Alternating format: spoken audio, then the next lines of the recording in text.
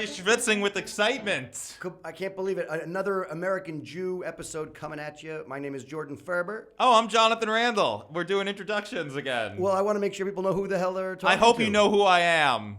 Everybody should know who I am. We're Jewish and proud and excited about it, and we're like appalled at what is happening in the world with anti-Semitism. I mean, I can't believe how much it has trended in the news just since the time that we took the hiatus of doing the show. Like, there's every day it's like a new thing about anti-Semitism in the news. It's horrible, and not only anti-Semitism, but now it looks like Netanyahu's gonna be back with this far-right coalition. Like, we're getting it on both ends, Jordan, right now. It is a hard pill to swallow. But I guess before we get into that, let's first, how are you?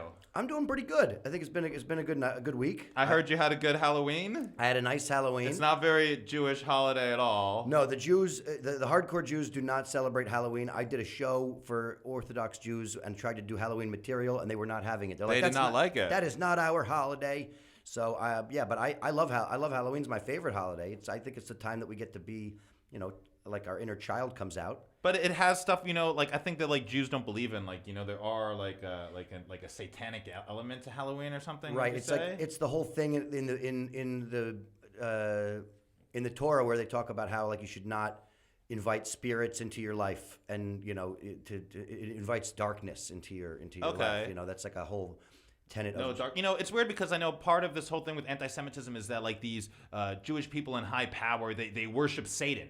But to me, that means like they're not Jewish anymore. If you're worshiping Satan, you're not Jewish, because that's not like what Jews do. Jews don't worship Satan. I don't think we do.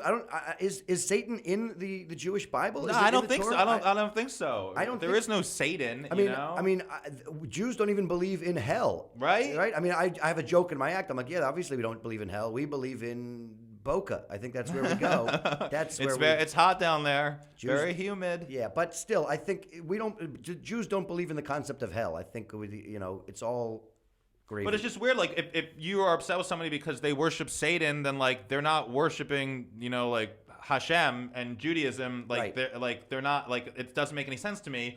And that, I guess, we could segue with this into this basketball player. Right, Kyrie Irving. Oh yeah. I don't even know this guy. Is he good? I'm not into basketball. Okay, so quick little thing about Kyrie Irving. He's kind of a fucking douchebag from the get. Like, so okay, he great player out of college. Oh, he is a good player. Very good. Was on the LeBron as a rookie. He was on LeBron's championship team in Cleveland. Oh wow! You read his Wikipedia page before you came here. No. I'm an NBA fan. I'm a big NBA fan. Okay. All right. He immediately, as soon as that year was over, decided he didn't want to be second banana to LeBron anymore. So he went. Makes sense. So he decided he was going to be the star in Boston. He went to Boston. He had a great season in Boston, and he was like, "Oh, I'm going to finish my career out in Boston. I love being here." 1 year later, he gets traded to the fucking Brooklyn Nets. By the way, if you are going to be an anti-Semitic basketball player, the Brooklyn Nets are probably not the team to play for, right? You got to take it, get traded to like an Alabama team or something. Right? You want to spout anti-Semitism? Go to Utah. Go to the Jazz. Go to the Utah Jazz. Definitely not New York. Is there a lot of anti-Semitism in Utah? I guess I played into stereotypes with Alabama. Well, I mean, there's just fewer Jews out there. So it's Mormon country. It's all about Jesus. Like, why is anyone even listening to this guy? First of all, from what I understand, he also believes that the world is flat, that the earth is flat. Hold on, I didn't even finish. Sorry. Well, I mean, I don't want to talk too much about this guy because he's a douche. No, I'm just saying, like, he was on a championship team that I don't understand why he would leave in the first place, except for his ego. Decides tells the fans of Boston he's going to stay there for the rest of his career. Leaves a year later to go to Brooklyn. And then, as soon as the pandemic started, was an anti-vaxxer and a flat earther and refused to get vaccinated, couldn't play in the NBA for the season because of the fact. And it's like, yeah, didn't you guys look at his pedigree? He is not a fucking team player. Okay, well, I mean, that does sound true, I mean, was he an anti-vaxxer, or did he just refuse to be vaccinated? It's hard to say, Okay, because let's be careful with those labels. Right. He refused to get vaccinated, and I didn't get vaccinated, Jordan. I was never vaccinated. Right, but you listen. But I get it. Listen, my mother is the type of person, like, it's a line in the sand. It was like a black and white thing in the middle. Like if right. my mother was the type of person, like, if you weren't as vehemently anti-Trump as she she is, you were a Trumper as far as she was concerned. You needed to be like my mother, I know, it was the only time your mom wouldn't smoke weed with me. my mom was crazy about it. So like I get that sentiment where like people that decide not to get vaccinated for themselves or whatever we're put in that camp of being anti-vaxxers. But he so he's had a lot of troubling comments over the years, and it's clear that he's out of his mind. I think he's not. I don't know if he's really all there mentally, but he's a great basketball player, and it's a shame that his legacy and his thing is gonna ultimately, this is gonna be his downfall. I mean, it's interesting that we joke that there's more Jews in Brooklyn than probably any other NBA city. So that's a very difficult thing to say. Yeah, right. So apparently, and so he tweeted. So he tweeted out an advertisement, promoting this documentary about the Black Israelites. Okay. It's like sort of like quote unquote documentary. It's like a lot of quotes from the protocols. Sounds more like a mockumentary to me, Jordan. It's a lot. I haven't seen the document. I haven't seen it. It's on. I don't know. It's streaming. It's out there streaming somewhere. But I haven't seen it. But I was reading about it, and supposedly it uses a lot of anti-Semitic tropes and a lot of stuff that are things that have been debunked. A lot of quotes from the protocols of the Elders of Zion. Oh, we hate that. And so there's a lot of really weird. I don't know how much you know about the Black Israelites. But I've seen them in Times Square. They're Right. not very friendly to me. No. They will never pose for a picture. It's very upsetting. The Black Israelites believe that they are the true descendants of the tribes of Israel, and that all like the Ashkenazi and Sephardic Jews, all the white Jews, are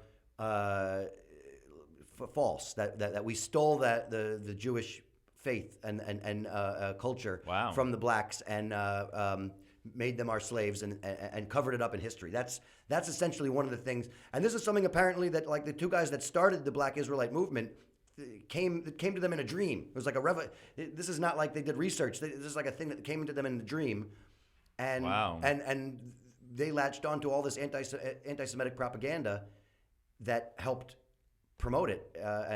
So now this basketball player, he's been suspended for 5 games, at least 5 games. And then I heard that he had to donate $500,000 to the Anti-Defamation League, and they're refusing to take the money because they're saying he's not really feeling bad. He's not really apologetic. He's just trying to be like, whatever, they want to like suspend me and not pay me, so he's trying to do like the absolute bare minimum, and like that is a little ridiculous. I mean, that says something. It's a big statement. When the Jews won't take your money, I mean, come on, no, sorry.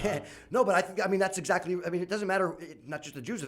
Any organization that refuses money on the grounds of principle is a big statement move, because it's basically saying, listen, you can't just pay off and make an apology. Like, he didn't even say I'm sorry in his press conference. Yeah, he just said something like, I can't be an anti-Semite because of my history. He said, I'm not an anti-Semite because I accept people from all walks of life and I'm interested in all walks of life. But he didn't actually come out and say, I'm sorry for putting this perception in people's minds. And like, that's it's not even just that it's the bare minimum. He's not using the. It doesn't feel genuine in the way that it doesn't feel like a real apology. And I think,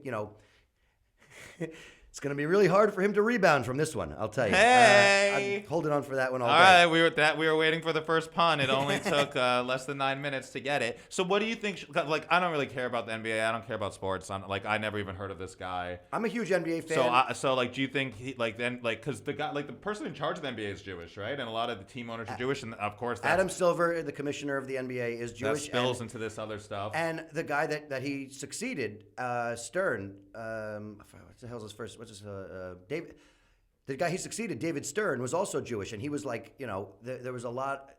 All of the agents and a lot of Jews in management in sports, and a lot of Jews that are everything, and a lot of Jews that are fans. There are a lot of Jewish fans of basketball. I go to a lot of Knicks games.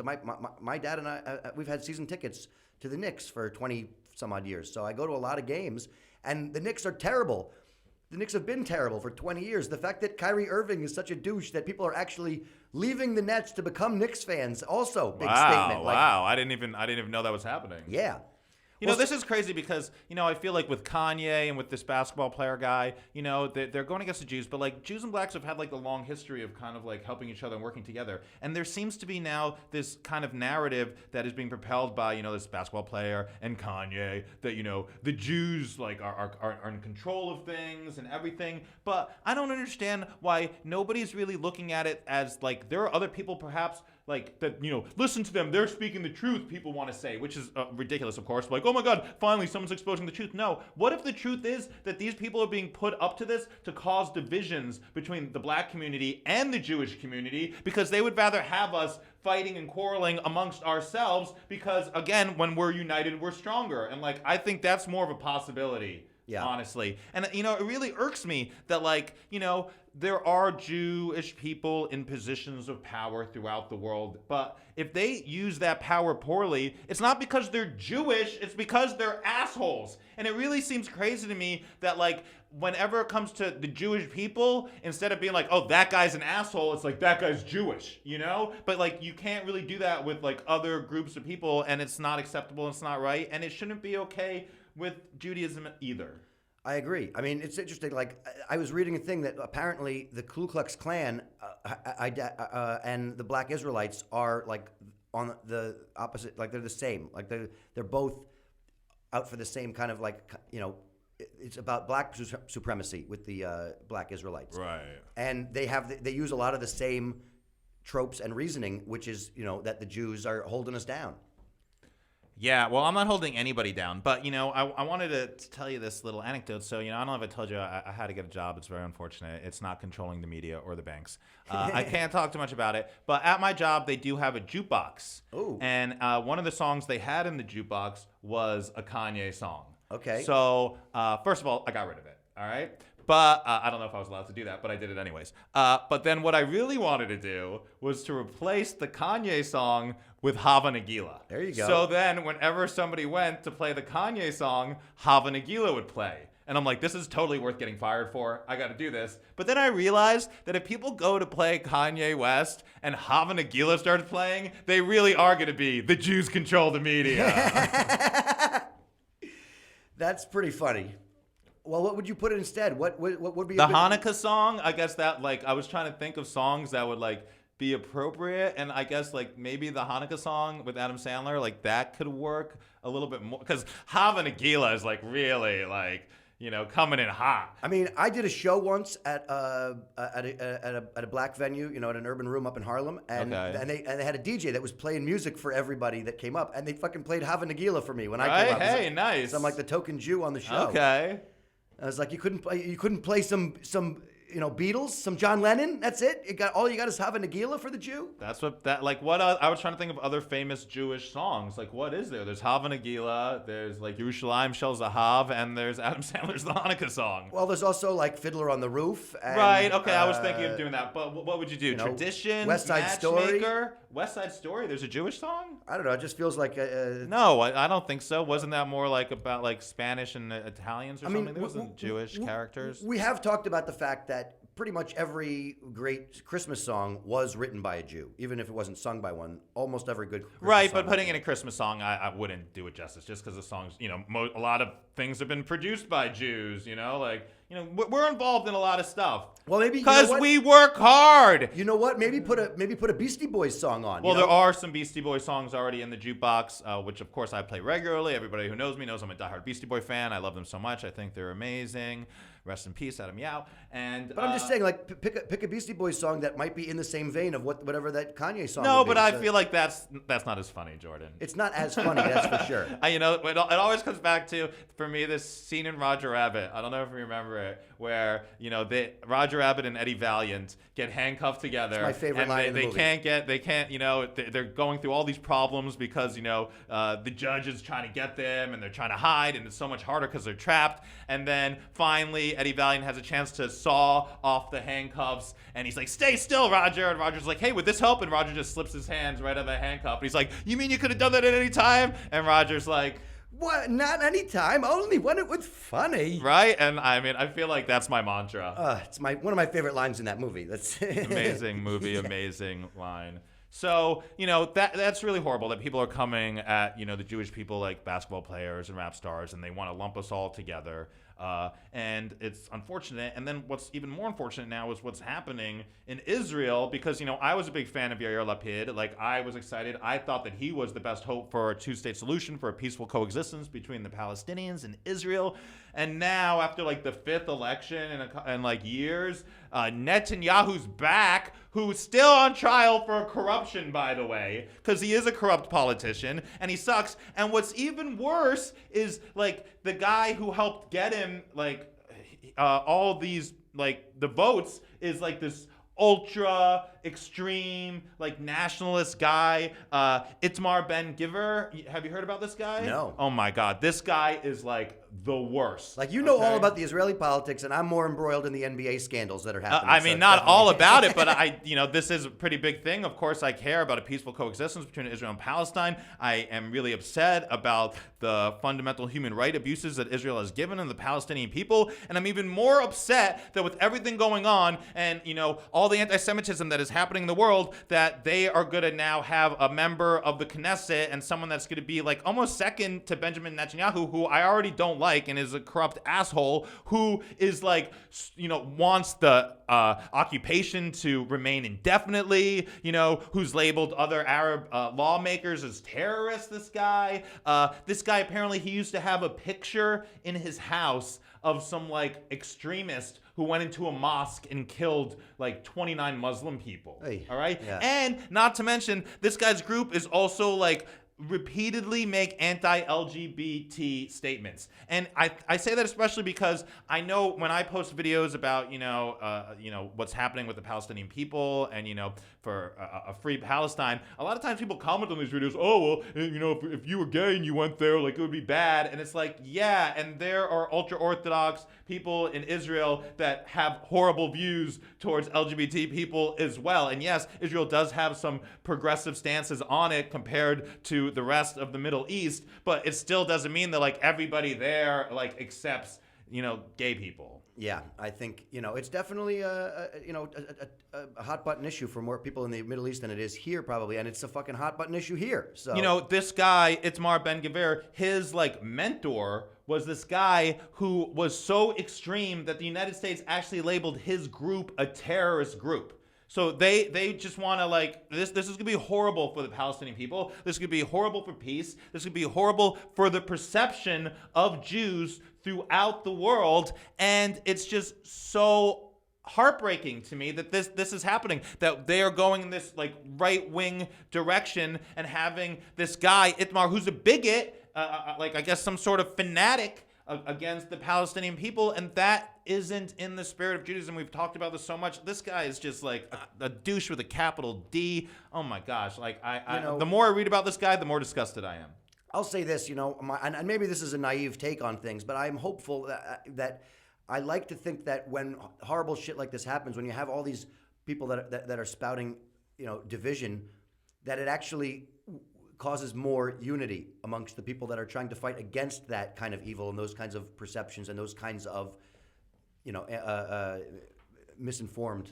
I hope so. And I definitely think hopefully that, Americans and American Jews will unite more and, offer a different type of support for Israel, which involves, a peaceful coexistence with Palestine and the Palestinian people living in peace by peace. Because the extreme way now that Israel is headed with this new Knesset and this new government is like not good at all. Like it is bad.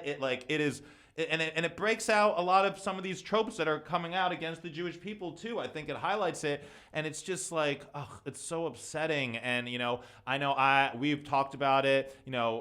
When we were doing the podcast previously, obviously I make a bunch of videos about it, and just to see Israel going in this wrong direction right now, I don't know what to do. Like they are gonna lose, I think, the support of a lot more of the international community because they are going in the wrong direction. They need to be like leaving settlements in the West Bank, not like, having politicians that like want to make more and that live in them and, have just like provoked Palestinian people, have done horrible, like it's just, it's disgusting. It's so bad. Like, Yeah. Like, it's so hard. I don't know what to say. Like, it sucks. Like, I'm Listen. so sorry. I mean, it's not like we have any of the answers here. There haven't been, really any solid answers to some of these questions for thousands of years.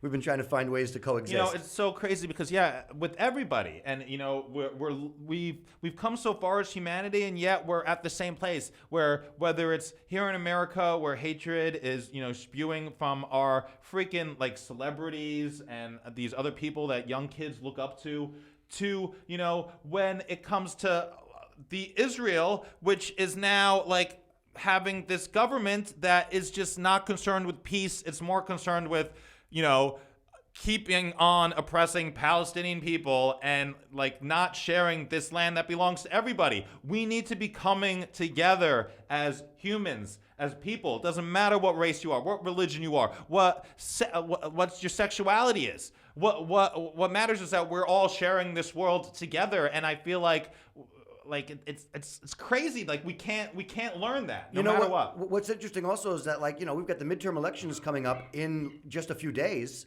On Tuesday, there isn't a lot of Jewish talking points in any of these candidates. Like that, it is not an issue for American voters right now.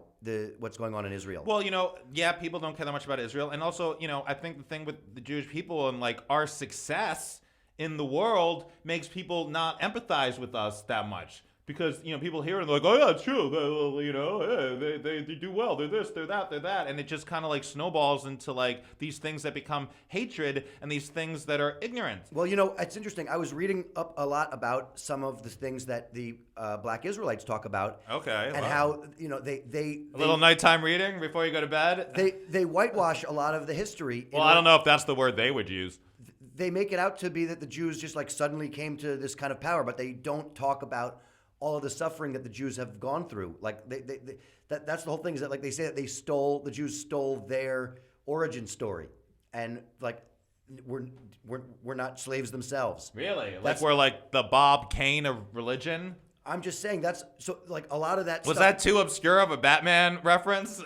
I mean, a lot of that stuff it's so weird that like there seems to be a basis for a lot of this anti-Semitism that doesn't address the fact that Jews were slaves in Egypt. Jews have been persecuted throughout history. There isn't any empathy or understanding or acknowledgement of the struggle that Jews have fought against for centuries. No, absolutely. There are people that say the Holocaust never happened. Right. It was all made up. That's crazy. Could you imagine if I was like, slavery never happened? That wasn't real. Like, that's just a lie. No, but that's just insane. So the Holocaust did happen. If you're from a group that believes some of those anti-Semitic tropes, you've been taught to believe that the Jews are exaggerating or playing the victim when it comes to talking about the times that the Jews have been persecuted and the genocides and the struggles that we had to face simply because we're Jewish, like without any other discussion or trying to get to know people. Most of the people that I've ever talked to or met, that have anti-Semitic views, or you would think, I've never met a fucking Jewish person.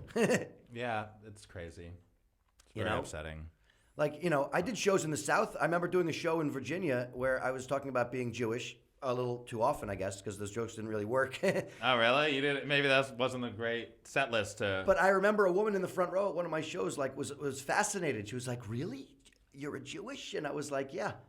I'm like, "Isn't it amazing? I got, I look different without the horns, huh?" I'm like, "Yeah, I got them taken off last summer. None of my hats would fit." Good thing my uncle's a plastic surgeon.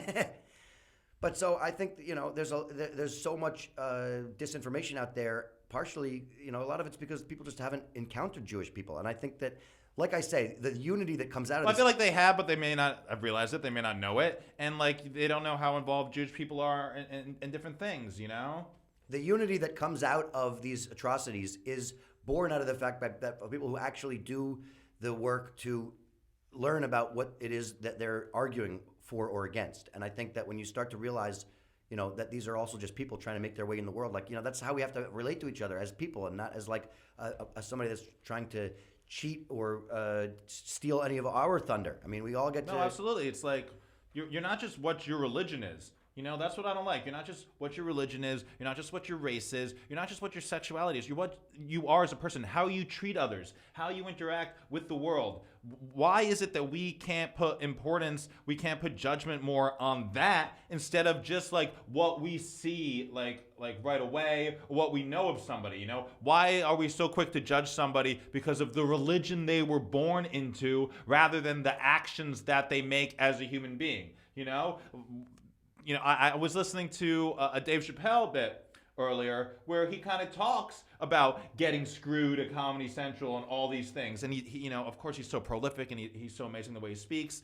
But he's not saying, oh, the Jews got me. He's saying these people take advantage of other people. That happens in the world. And that's what we need to stop. People taking advantage of other people. It's not about being Jewish, about being black, about being anything. It's about being an asshole. Yeah. Plenty of corporate greed assholes that are not Jewish out there, I'm sure, as well. Absolutely. Yeah.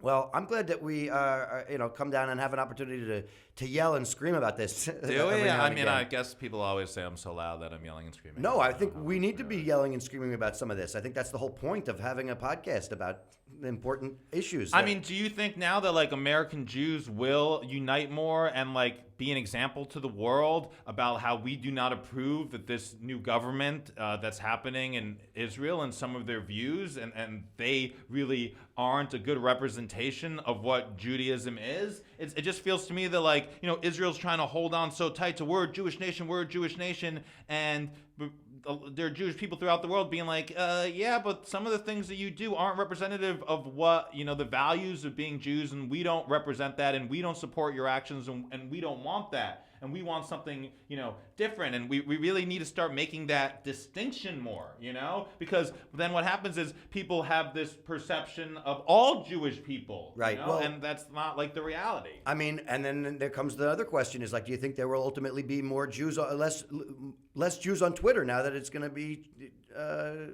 for pay? That you got to pay to get the check mark. Okay, no, I didn't think that. I don't think that was Elon Musk's motivation.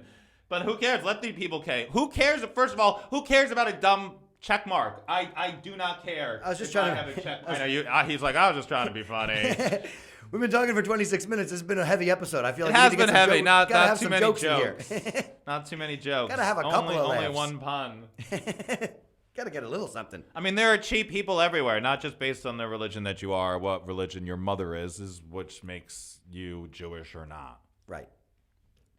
Absolutely. But hey, we could try to lighten up our ending, since it was so heavy with anti-Semitism and being upset about, the new election in Israel, and then Netanyahu's back. And by the way, they're going to try to make it so his corruption trial and his corruption charges are all dropped, and they don't do that. And it's just like, gosh, yeah. Man, why Israel?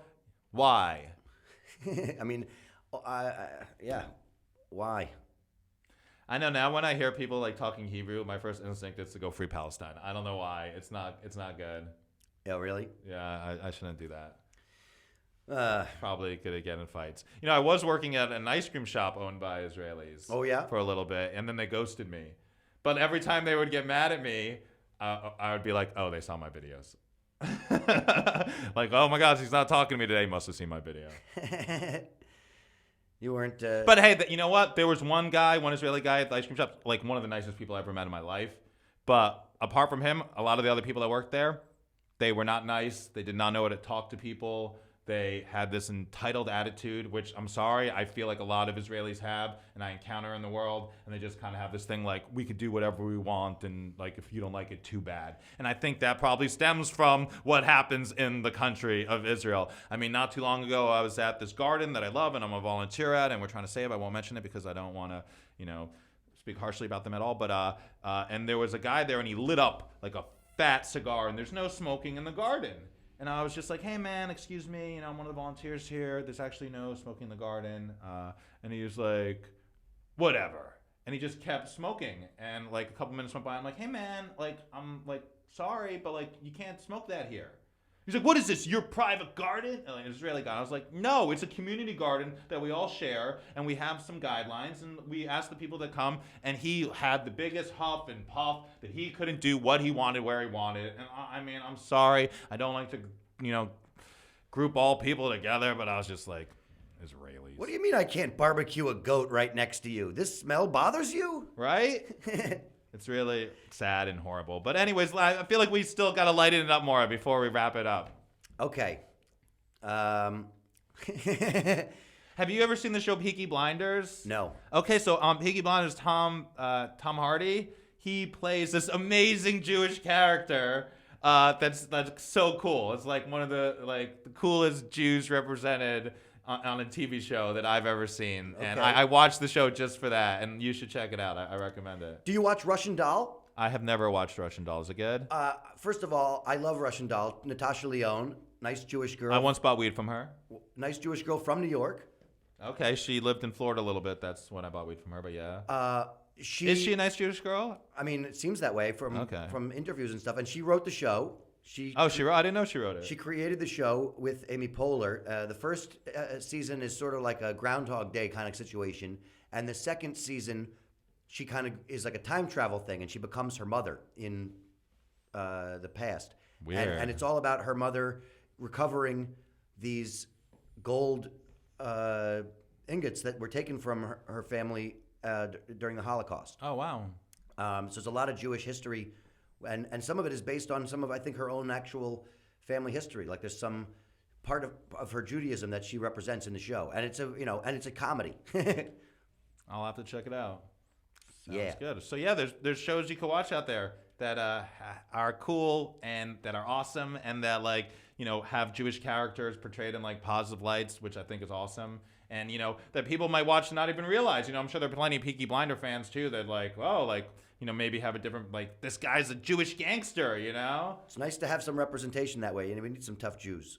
We need more tough Jews because I feel like, people usually perceive the Jews more as like a nebbishy Woody Allen type character, which there are plenty of us, but I feel like we could be tough. We could be badass. Yeah. What was it? The bear Jew in Inglourious Bastards? Yeah. A role that I heard was originally supposed to go to Adam Sandler, but he had to turn it down. James Caan was Jewish. Okay. Yeah, we got a lot of... just as a person. Yeah. Okay, I guess he's a tough guy. I mean, he played Sonny Corleone. He played a tough Italian guy, but he was also a Jew. I mean, there are Jews in all mediums, and we've definitely done a lot to contribute to the betterment of the world. And, of course, there are people of all races, religions, sexualities that have done the opposite of that. But we really need to strive, as I mentioned earlier, as a society, not to lump all these groups together. Point out the asshole when they're an asshole. It's not because of what their religion is, what their ethnicity is. It's because of who they are. And we need to start making that distinction and calling people out for that so they will change and that they will realize that that isn't acceptable and that it won't just get brushed off into a whole group of people that absolutely have nothing to do with them being dicks. For real. I mean, that's really the problem with a lot of this stuff. I think, just to finish this up on a note about the Kyrie Irving situation and why the press conference that he gave was so disturbing is that he didn't. It's not that he defended the tweet or whatever. It was the fact that when questioned about whether or not he was anti-Semitic, he was given a very clear way to just say no, I'm not anti-Semitic or I'm sorry, and he didn't really say that. And he basically came out and said, listen, I play basketball. You guys, why are you guys asking me about the rest of my life? It's because you have a Twitter account that millions of people follow, and you're an example to people. And so if all you posted about were your basketball stats, that's all we would be asking you about. Right. If you weren't sharing your life with your followers, that's why we're asking about it. Where did you get this information from? From your feed, asshole. Yeah, whatever. I'm not a basketball fan, and guys like him definitely make me happy that I'm not. And I don't think 5 games is enough. I think the Brooklyn Nets should drop this guy. Listen, personally. I think I think maybe they should I don't know about ban him from the NBA, but I think there should be more of a it seems like this guy only made his half-assed apology because he wasn't gonna get paid for 5 games. It's gonna be. We're gonna figure out whether or not it's more than 5 games because I think it's gonna be. You can't just pay off. These kinds of things. This is a potentially career-ending situation. You have to really do the work. It's not like you have to. You can just make the apology and pay off the ACLU. You gotta. Well, no, they can't. They won't take the money. Yeah. They don't want it. Well, we would love to some of that money if they would want to, help sponsor this podcast. We would Okay, definitely- I mean, I think our Patreon page is still on. Right. Well, send us a message. Let us know what you think of the podcast. Let us know what you think of Kyrie Irving's situation. Yeah, we still got our email. Yes. AmericanJewPodcast@gmail.com. And we're still on Instagram. And you can leave us a nice comment TikTok. on one of our videos online. Let us know what you think. Or on iTunes. Yeah. And you can check me out on all social media at Jonathan Randall. You can follow me on Instagram at BeatNickNudnik. You could also always follow my other podcast at Where's the Grief? And that's going to do it for our Jewish ranting today. So much for the kvetching. Yep, if you see a Jew, give him a hug. Or a cookie.